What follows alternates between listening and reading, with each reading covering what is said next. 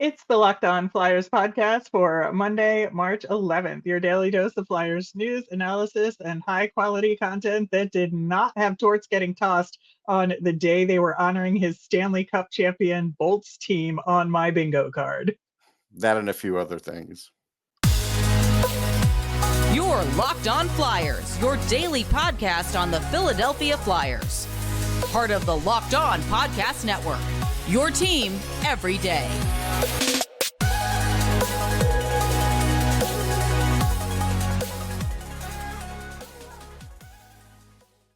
Hey there, and thanks for making Locked On Flyers your first listen every day. I am Rachel Donner. You can find me on Twitter at @rmiriam. I'm here with Russ Cohen, who's on all your favorite social media apps at Sportsology. We are at Locked On Flyers on Twitter, Instagram, Threads, and Blue Sky as well. Today's episode is brought to you by Game Time. Download the Game Time app, create an account, and use the code Locked On for $20 off your first purchase. You can subscribe or follow us for free over on YouTube or on the SiriusXM app or anywhere you listen to podcasts.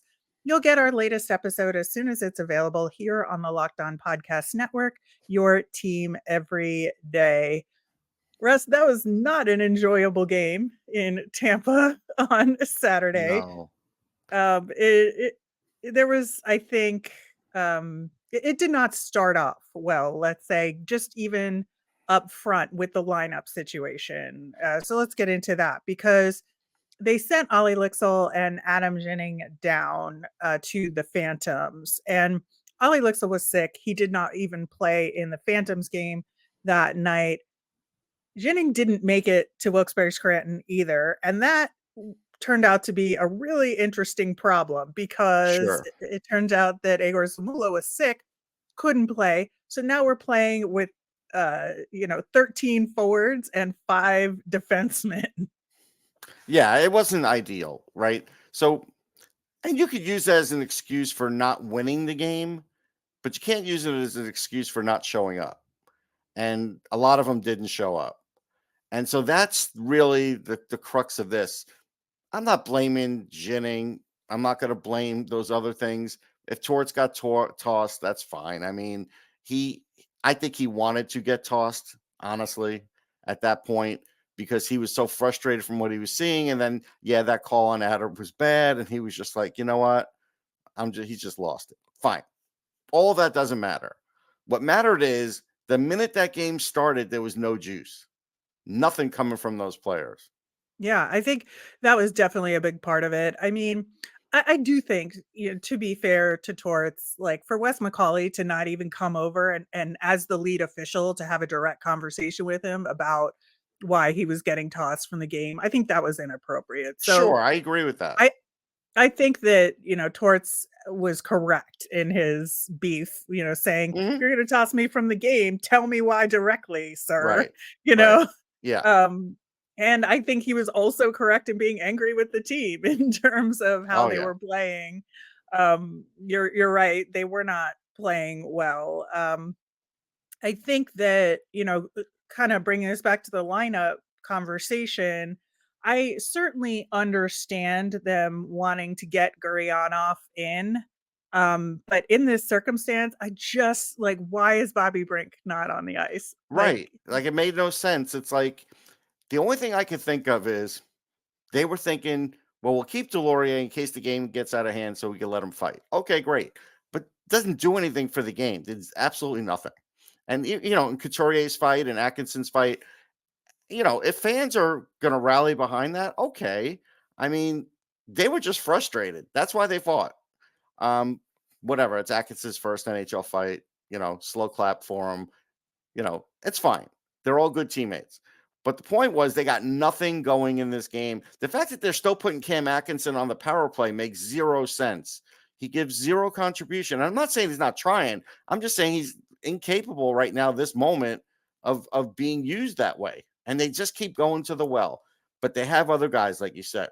They have Brink, who, if nothing else, you could have loaded up with power play time and just sort of watched where he played. And, all right, great. He's not the strongest guy away from the puck. So, don't match him up in strong situations, have him take shorter shifts, but put him out there on the power plays. He knows what he's doing out there for that.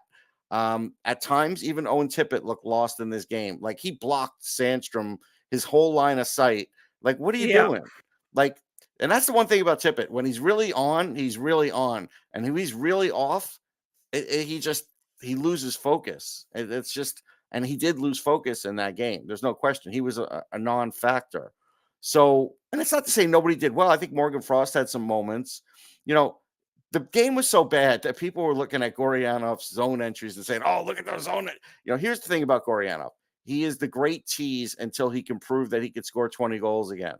It's the great tease. Julien Gauthier is another guy around the league like that with some size and some speed and some moves. All those things are great. But unless points actually come out of it, he doesn't help you in any other way, really. So that's what I look at. I'm not looking at fancy zone entries. Right. Well, with Gurianov, I would say, like, me personally, I think the Sharks game would have been the better game to start him for the first time in, Yes. because they would have gotten a practice or two under their belts with him to see where he might fit a little bit better.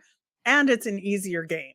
So I just think that would have made a lot more sense, and put Brink in where he has, some already built in chemistry with some of these guys. Right. To your point, put him in at the power play. And then he also has had success against Tampa Bay. Right. So I think that just would have made more sense to me. I do not understand why that decision was made.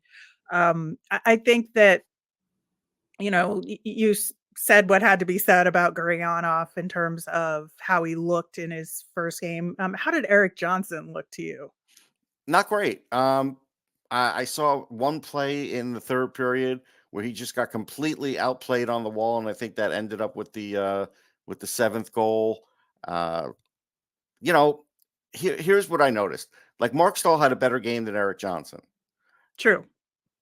That's just a fact. I mean, for whatever reason, but he didn't have a great game either, but he had a better game than Erik Johnson. The problem with these guys is this.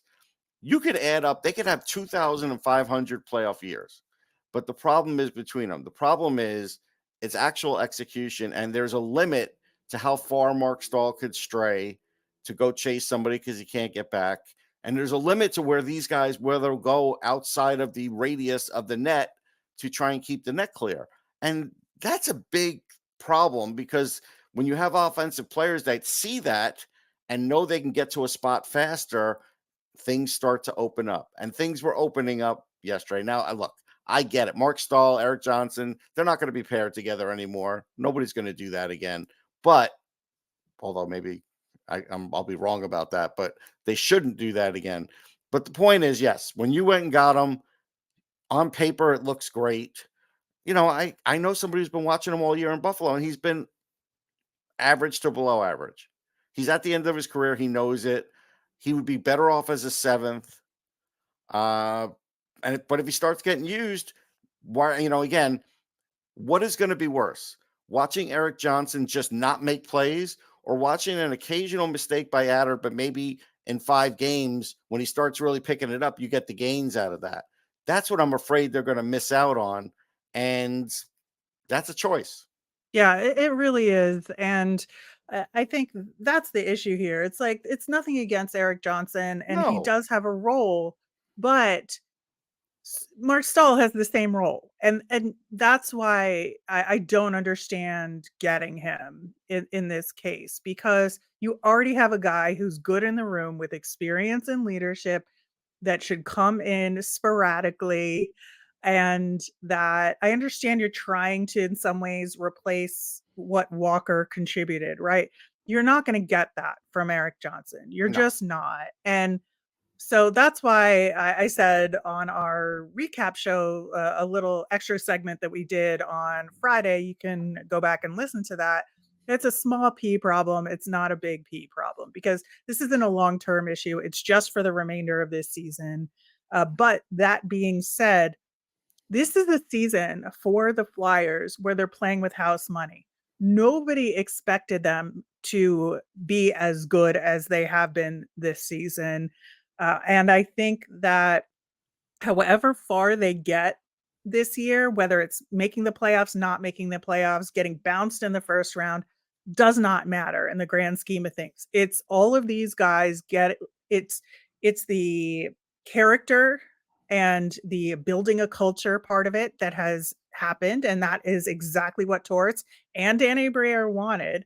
So that's important. And B, it's getting some of these younger guys experience on a playoff run. So when it does actually matter more, they can come back to this time and, they have this kind of experience. Adding Erik Johnson to the mix could take away from that experience from some of the younger guys. Yeah, I mean, the minute Drysdale's back, now you're starting to make choices. And if Drysdale and Risto come back, well, then you're making even bigger choices. So the chances are one of the two younger guys won't be there.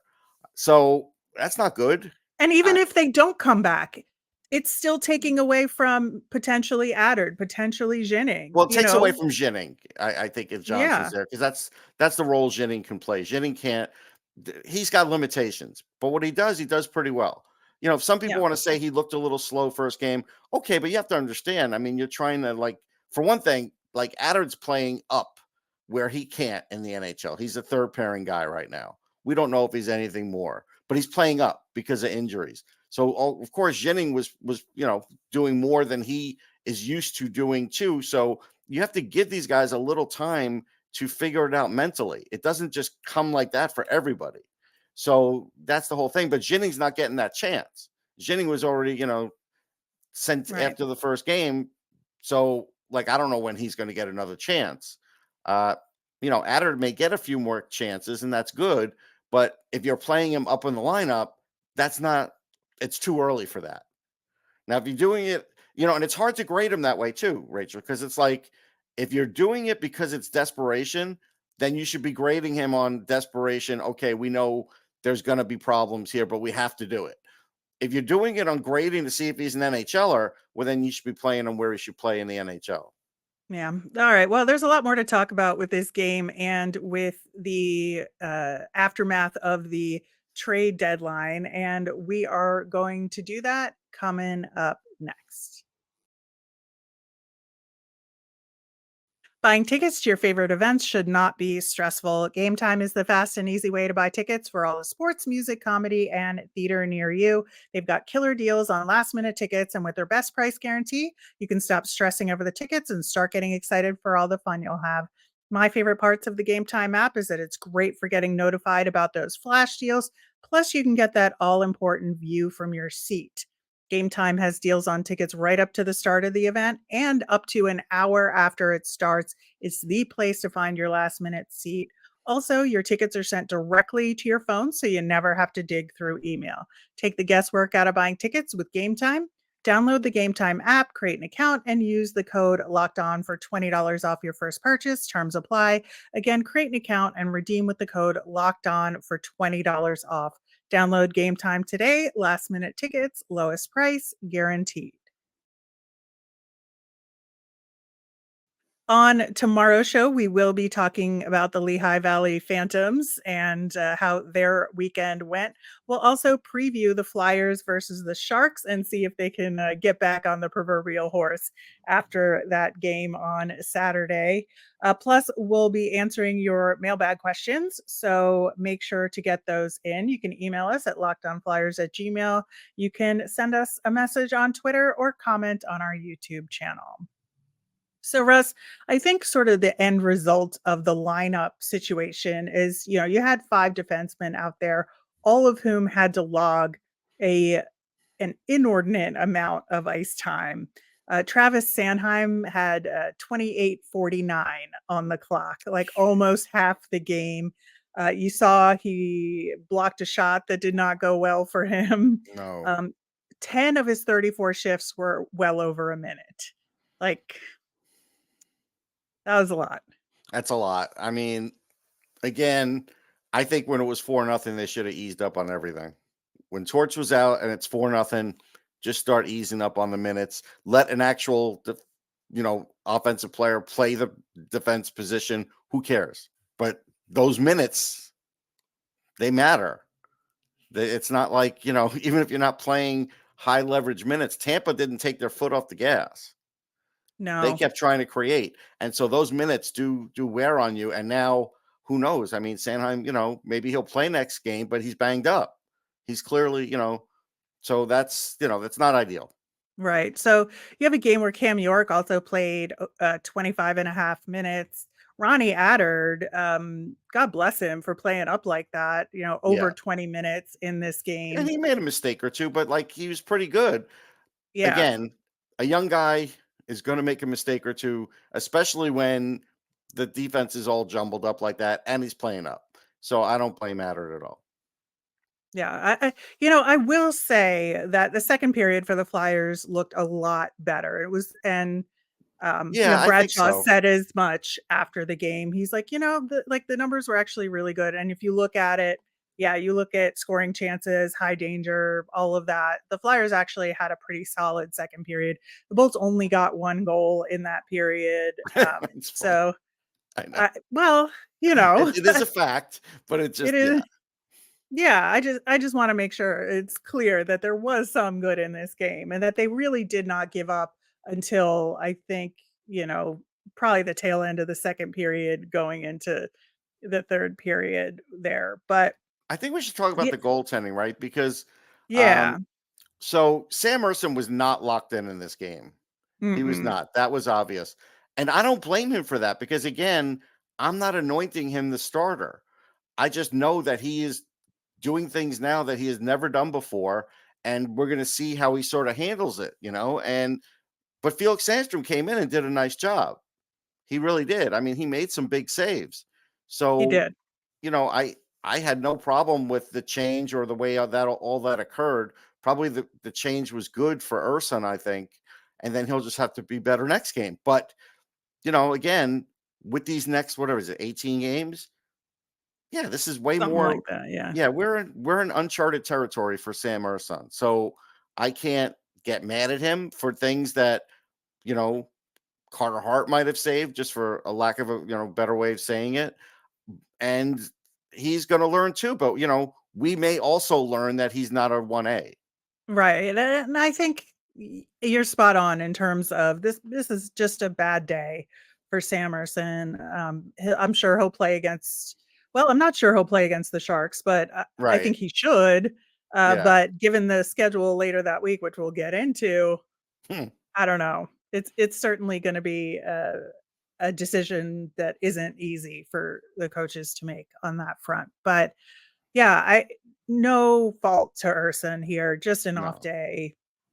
Sandstrom did play really well, and we said that this could go either way with Sandstrom, given his numbers in Lehigh Valley, and very happy to see that he's doing pretty well so He's far. doing better with better players. Like I had a Yeah, feeling that might happen. And that's why I was saying don't go get a goalie because this guy's fine. It's just, yeah.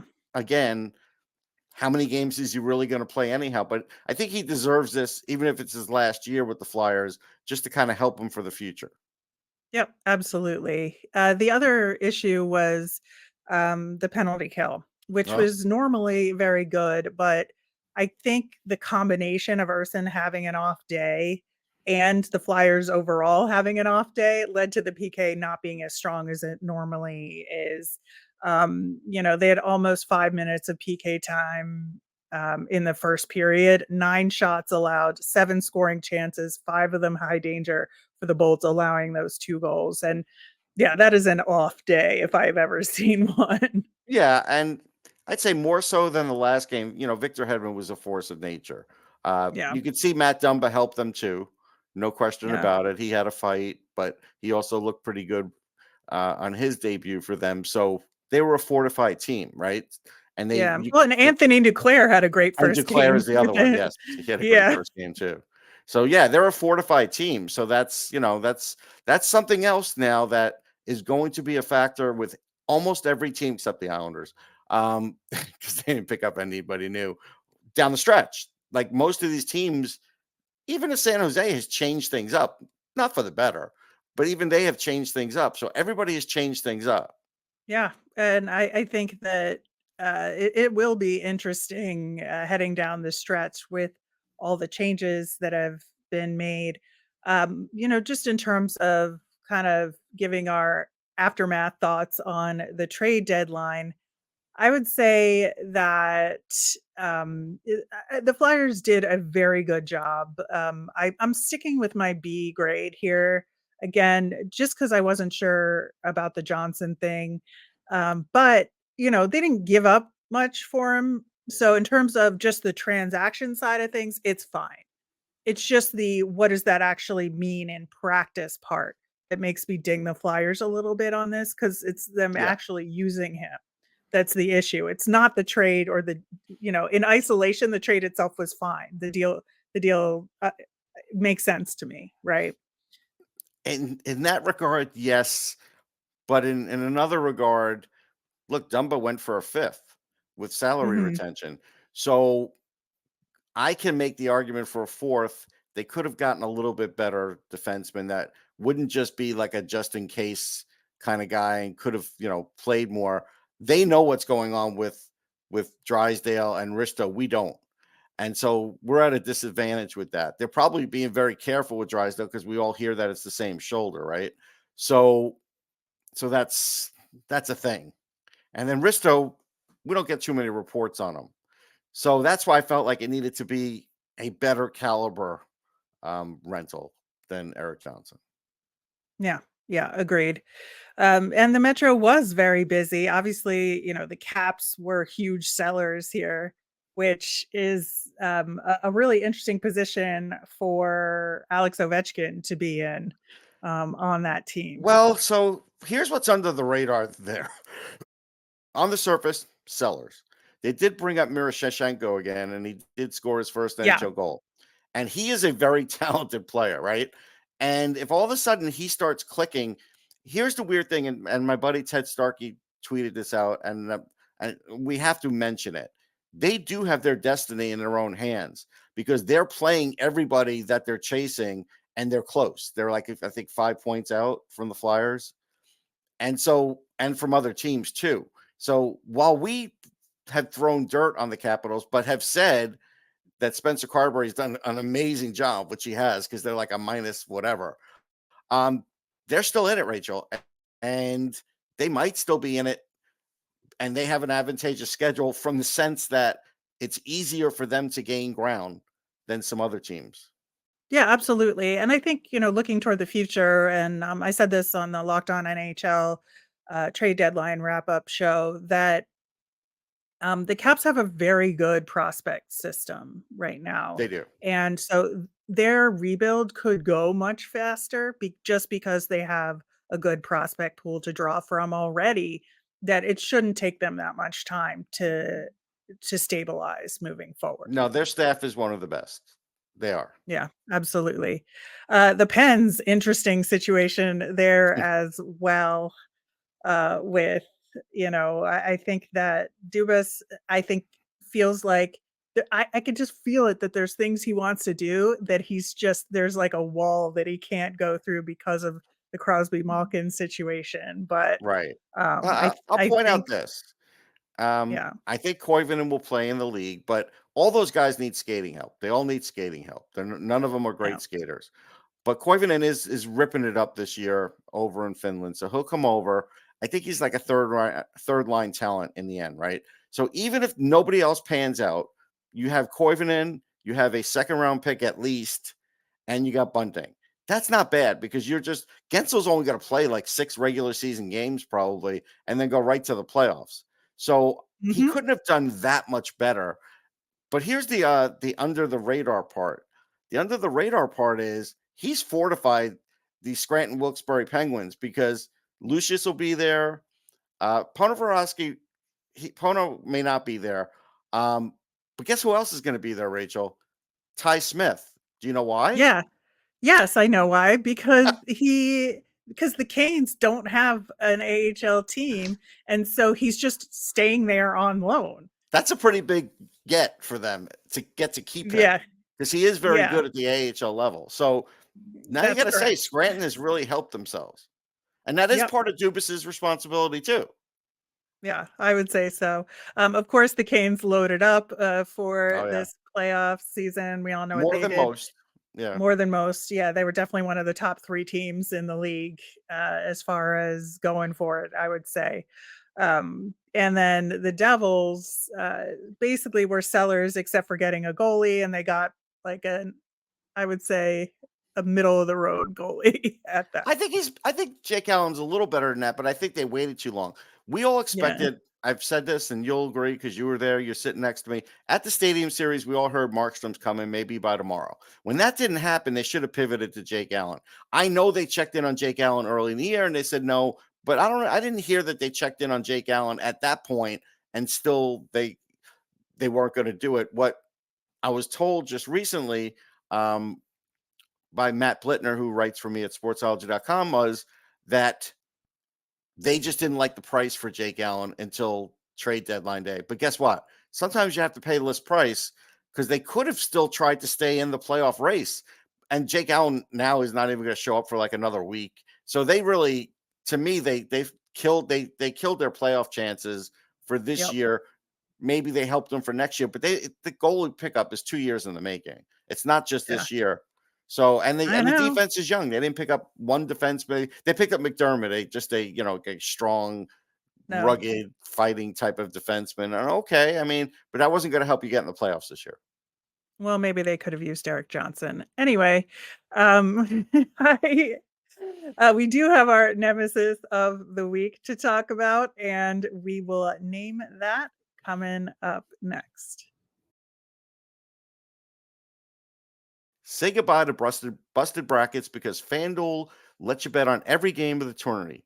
Whether you're betting on big upset or a number one seed, it's time to go dancing on America's number one sports book. Right now, new customers get $200 in bonus bets if your first $5 bet wins. That's $200 to use on point spreads, money lines. You could even pick who's going to win it all. Hey, you could even bet the women's tournament here too. And Caitlin Clark is just having an amazing year. So you know what? Whatever they have her for points, bet over and maybe even bet Iowa too. Just visit FanDuel.com/lockedon and bet on college hoops until they cut down the nets. Locked On has launched the first ever national sports 24/7 streaming channel on YouTube. Locked On Sports Today is here for you 24/7, covering the top sports stories of the day with local experts of Locked On, plus national shows covering every league like Locked On NHL. Go to Locked On Sports Today on YouTube and subscribe. Last week, we talked in our Nemesis of the Week segment about the fact that they didn't have any 4-point games to make up ground or to gain some ground on some of the division rivals. We just talked about that in the last segment, especially related to the Caps. The Isles and Caps have 3 games in hand on the Flyers and are 4 and 5 points back from the Flyers respectively. So they're within striking distance, like we just talked about. And the Islanders have 2 games this week without the Flyers playing. Exactly. And this week's game, the Flyers are playing the Sharks, Leafs, and Bruins. And so really, like for me, the nemesis this week is continuing from last week without those 4-point games and getting back on the horse from that game in Tampa. Like having this Sharks game when it is really important, I think, because it will be an easier game that they can tighten things up, because then the next 2 games are going to be absolutely brutal for them because the Leafs are battling as well. The Bruins are trying to, be the elite team in the Atlantic. And so I think it's going to be a tough week, and just getting back on the horse from the loss in Tampa is going to be very important. No question. My nemesis is going to be, and I have a short sample size, so I can't say it's going to definitely be this way, but doesn't it seem like the refereeing is changing again now for these last 18 games heading into the playoffs? It just feels like it's the playoffs early is what you're saying? Yeah, like it's a little different. Like all of a sudden, certain things aren't getting called. Other things are getting called more. Like the holdings and such are getting called more. But like, if you drag anybody down the third period, unless it's right in front of the referee, you're not getting called. And I think that's even worse now. So I don't know. We'll see how it all works out. I did see, like in the Leafs Canadians game, that the Canadians did get a power play late in that game.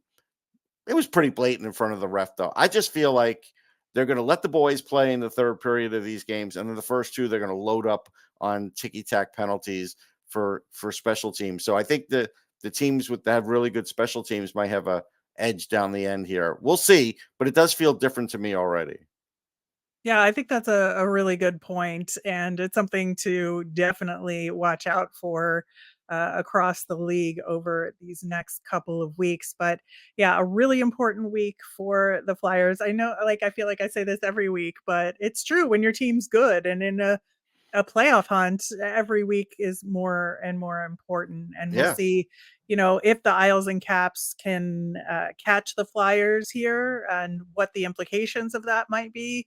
If the Flyers can kind of maintain their level of play that it's generally been, that Tampa game aside, should be a fun week ahead as well.